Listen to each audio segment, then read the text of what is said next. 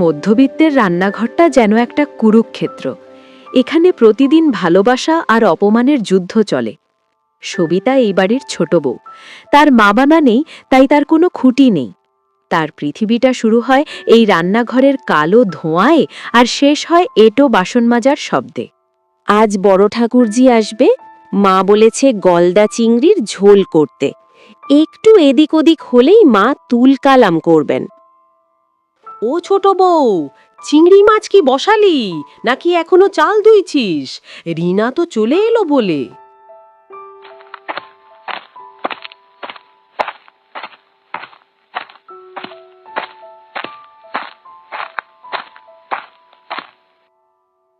মা, মাছের ঝোল প্রায় হয়ে এসেছে।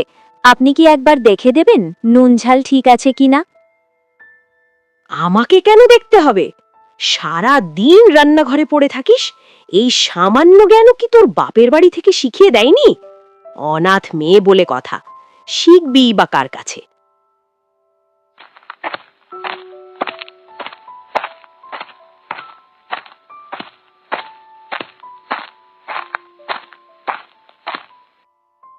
উফ মা, তোমার এই ছোট বউয়ের রান্নায় কোনো স্বাদ নেই। এই দেখো চিংড়ি মাছের ঝোলটা কেমন পানসে হয়েছে। এতে কি আদৌ নুন দিয়েছে? আমি তো আগেই জানতাম ওর মন তো কাজে নেই, সারাদিন শুধু ঝিমোনো। এই লক্ষ্মী ছাড়া মেয়ে, আয় এদিকে, এই ঝোলটা খেয়ে দেখ তো। মা, আমি তো মেপেই নুন দিয়েছিলাম। চুপ কর, বড় বড় কথা বলিস না। তুই কি আমাদের মিথ্যেবাদী বলছিস? যা, এই ঝোল সব ফেলে দিয়ে আয়। আজ আমাদের সবার উপোস, আর তুই তো আজ এক দানা ভাতও ছবি না।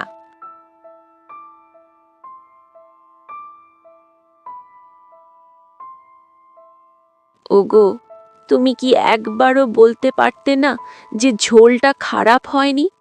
আমি তো জানি তুমি চিংড়ি মাছ কত ভালোবাসো। দেখো সবিতা, মায়ের সাথে তর্ক করার সাহস আমার নেই। তুমি বরং একটু সাবধানে থেকো।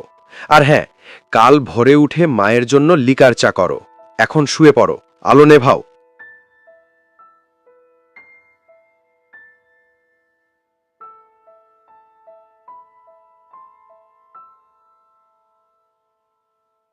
ও মা, মরে গেলাম। আমার পেটে অসহ্য যন্ত্রণা হচ্ছে। ওরে বিজয়, ডাক্তার ডাক। রিনার কি হলো?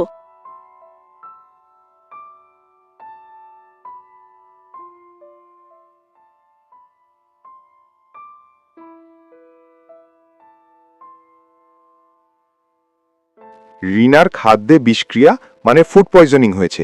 বাইরের কোনো খাবার খেয়ে এই অবস্থা। এখন ওকে শুধু হালকা সেদ্ধ খাবার আর ডাবের জল দিতে হবে। তেল মশলা একদম বন্ধ। এই অবস্থায় কেউ রিনার কাছে যেতে রাজি নয়। ছোঁয়াচে কিছু ভেবে সবাই দূরে দাঁড়িয়ে।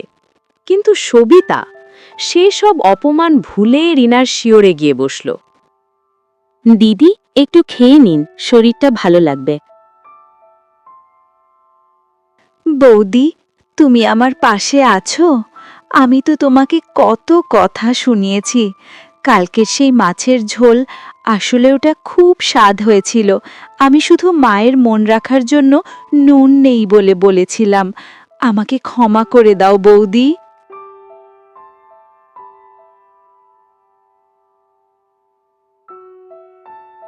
ও ছোট বউ, দাঁড়িয়ে আছিস কেন?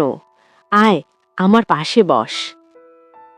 কাল সারা রাত তুই রিনার পাশে বসেছিলি, অথচ আমি নিজের মেয়ে হয়েও ভয়ে কাছে যাইনি। তুই আজ আমার চোখ খুলে দিয়েছিস মা। অনাথ বলে তোকে অবহেলা করেছি, কিন্তু আজ বুঝলাম তো তুই এই বাড়ির আসল খুঁটি। আজ আবার সেই চিংড়ি মাছের ঝোল করবি। আজ আমরা সবাই মিলে আনন্দ করে খাবো। আর নুন ঝাল দেখার দরকার নেই, তোর হাতের রান্না এমনিতেই অমৃত। নুন ছাড়া যেমন তরকারি পানসে, তেমনি ভালোবাসা ছাড়া সংসারও বিস্বাদ। সবিতা তার সহ্য শক্তি আর মমতা দিয়ে সেই নুনটা আজ খুঁজে পেয়েছে। আজ মাছের ঝোলটা সত্যি খুব সুন্দর হয়েছে।